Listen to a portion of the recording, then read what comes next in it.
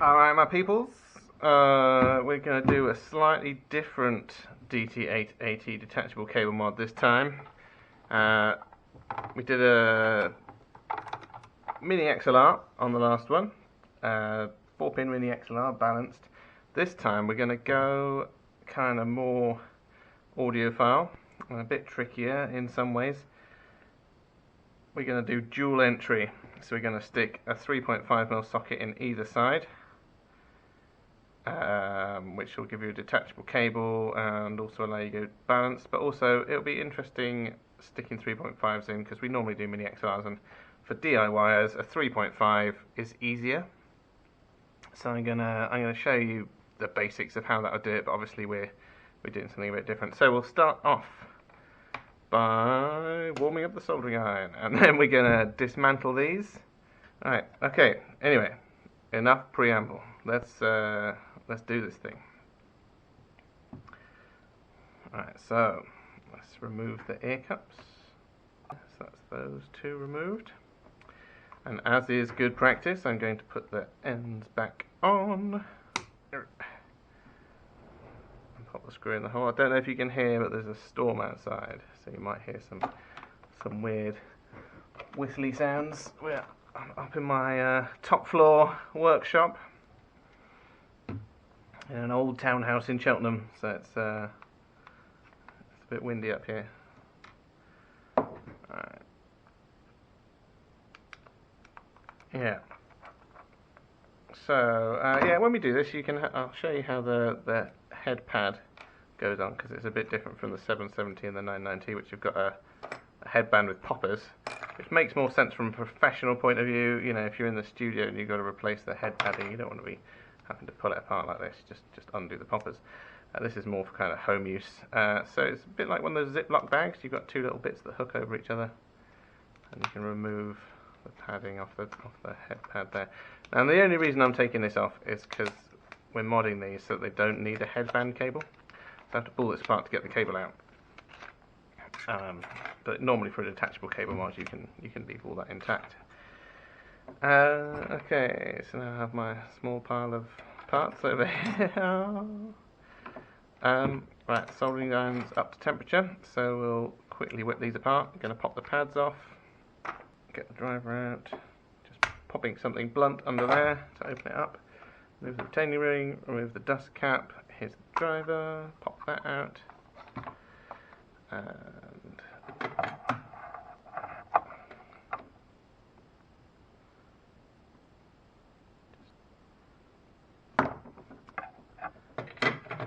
go, done, time.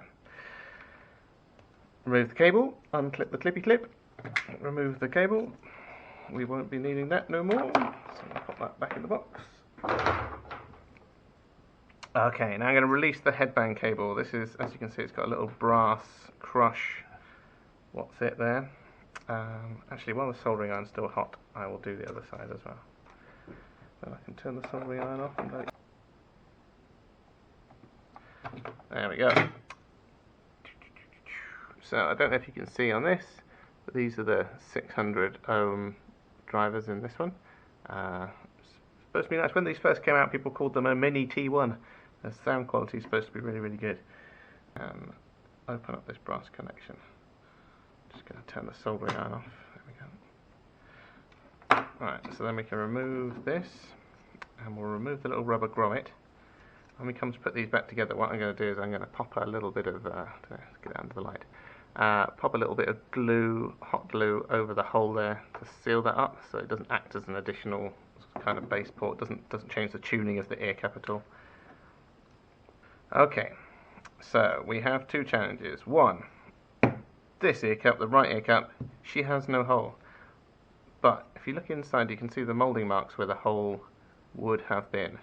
So if I drill a small hole through this side, I know I'm going to get it centered, and it will be the same as the other one, and it will be a slightly neater job, hopefully, because otherwise you've got a bit of guesswork. And also drilling on a curved surface like this, that it could skip off and scratch it up. So I think initially tap it in from the inside, then if there's any skipping around, you won't be able to see it's on the inside. This one already has a hole. It's just slightly too small to take the socket. So I'm going to change that. I've got these 3.5mm that I've got a little nut on the back. So what we can do is we can push these through the hole and then tighten the nut up, which will hold that in place and give it lots of support, which is nice. Okay, so next is going to be time to make holes. What I'm going to do is I'm going to move the drivers out of the way because we don't want to get any crud inside the driver.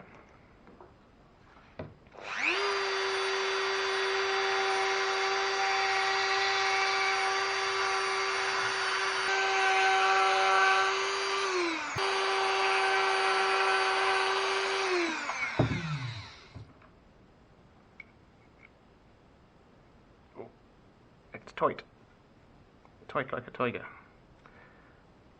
There we go. So that's in there. What I'm going to do is I'm just going to turn that round so that connection's on the bottom, because I think that's going to hit the driver connections, which we don't want to do. This is why we don't normally use 3.5mm. They jut out a bit further than I like. Okay, I'm just checking to make sure that shuts without touching. It does. There, it's close. It's close. So when I solder the wires, I'm going to have to be careful of the arrangement. So what I'm going to do, so you can see where you've got that. So I've got the ground wire at the bottom, those two. And what I'm going to do is when I pop the wires in, I'm going to solder them so that they're facing down rather than out. Because if they face out, it's going to touch the driver. I want them down, just because it will save potential issues. Cool. Yeah, this isn't actually that difficult a job. It's in some ways easier, because when you're wiring it back up, you've just got two wires on each side, one wire to positive, one wire to negative. Happy days. You've just got to make yourself a cable then, because the original cable obviously is single-sided, so you won't be able to convert that. You'll have to make a custom cable, or use an existing cable. So if you've got a pair of Sonys or Denons or something like that that take a 3.5mm cable, that will be okay. That will be ideal. That will work nicely. Okay. So again, I'm going to tin these, which is a boring what's it. So I'm going to sit back. You chill out. Listen to some music. We'll do a speed up. Go.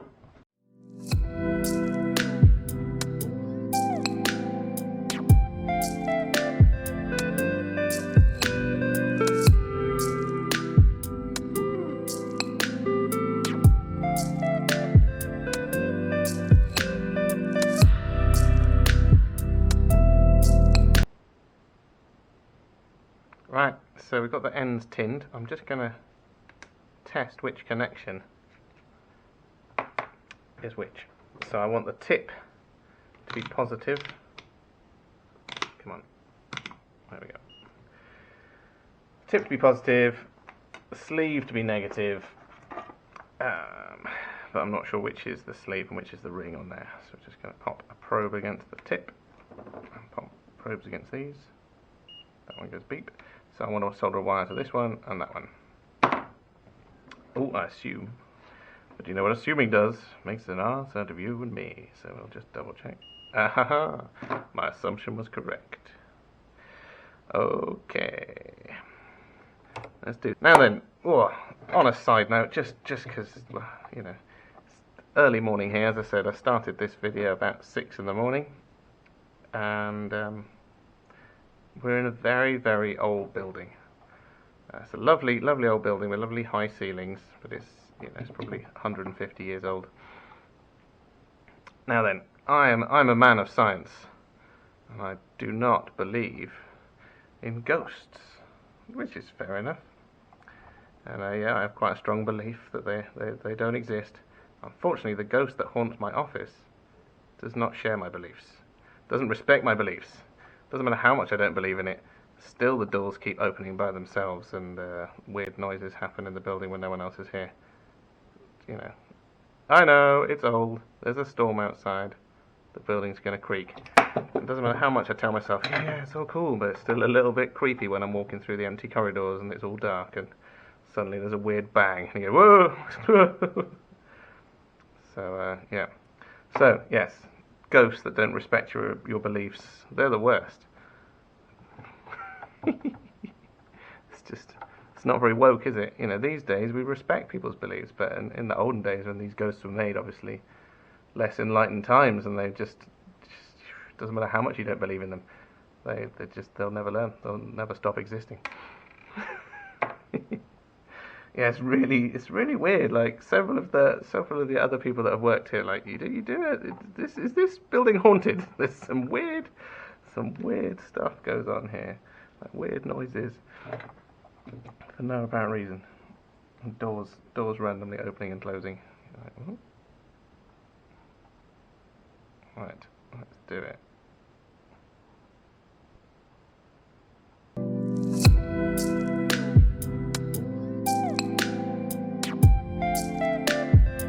Alrighty then. So I think this is going alright. This is not going to take too long. Oh, I've had some jobs recently that are just, and I know I've got a couple more booked in, which are going to be unfun. I've got some AKGs because I haven't done a video with a set of those in a while, and they are not fun to work on. And I think I've got one more pair of Grados, maybe two more on the way. We're going to do an SR80, so the cheaper ones. Now normally I wouldn't work on those because the work costs more than the headphones, but you know, I've got to get a video. Now I'm addicted to shooting YouTube videos. So yeah, so I'll do that just for completion, just to get the set. And oh, if someone contacts me with a set of SR60s, you know, I won't be able to say no. But then I've also, yeah, someone's just emailed about getting some PS2000s done, and I'm not keen because the PS1000 was a nightmare. Right, so I'm just going to tighten up the nut a little bit.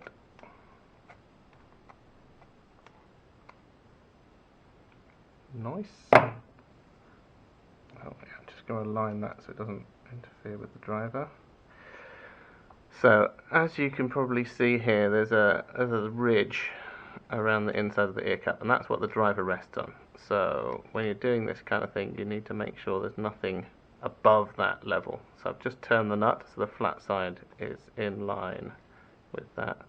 If it doesn't quite fit, I might have to Dremel off the top of that nut, which suddenly made this job harder. But I think I've just made it. Let's make this other one. Pop the what's it through the thingamabob. Oh.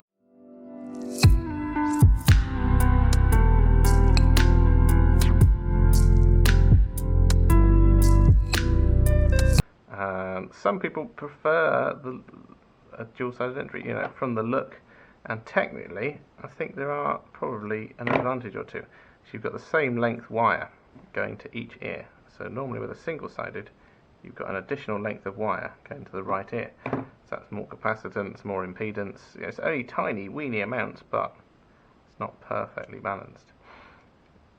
Okay, so I'm just going to bend down the contact on both of these just to prevent it potentially touching the driver, and now we're ready to solder the drivers in, which, as I said, is a joy and a pleasure, as we only have two wires to deal with for each ear, which is nice. So we're going to do the negative first on these drivers. Negative is marked with a 0 next to the connection that you need to solder it to. Interesting. Whoever, you know, with these, they're handmade in Germany, and you can always kind of, you can see differences between them. Like everyone has their own style. Like we work here, and if ever we see, you know, we sell a lot of cables, and occasionally one will go faulty because we've got a 2-year warranty, or they'll get broken or something like that, and they want to come in for repair. And when they do, whoever the technician is that works on it always knows who made it, because you've got your own little style. And whoever made this one, they love a big old blob of solder. It's much bigger than you normally get on most Beyerdynamics.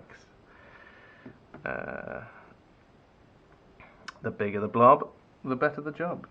It rhymes, so it must be true. Okay. Oh, that's weird. This one doesn't have markings for positive and negative. That has messed me up. Oh, really?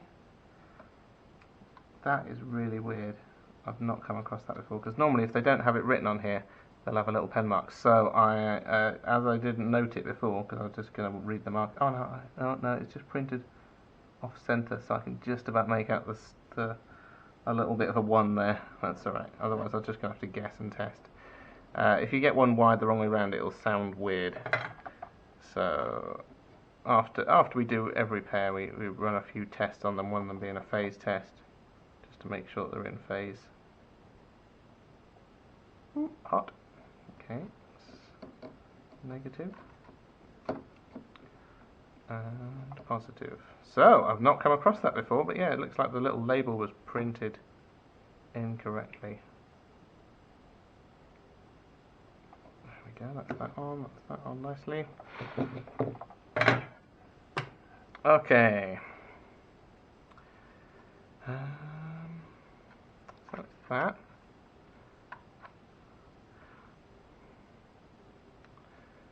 Alright, I think we are just about there. What I'm going to do is pop the headband back together. I'm going to warm up the glue gun, and we'll put a little bit of glue over the nuts that are in there, just to prevent them from potentially coming loose. So let's rebuild us some headphones. Let's rebuild the headband. So again, as I said, super simple Ziploc thing. I said that because I didn't think I'd have to show it on video, but it's actually not. Sometimes it's really hard. Okay, but at least I've got a cable to put in there. Yeah, which makes it easier. Just trying to fumble your cable back in. Right, so we're going to pop the headband there. The zippy locky thing goes at the top. If you have a look at it, you'll have the bottom part with the ridges, and the top part covered up, because that goes over the top. And then I'm just going to line it up.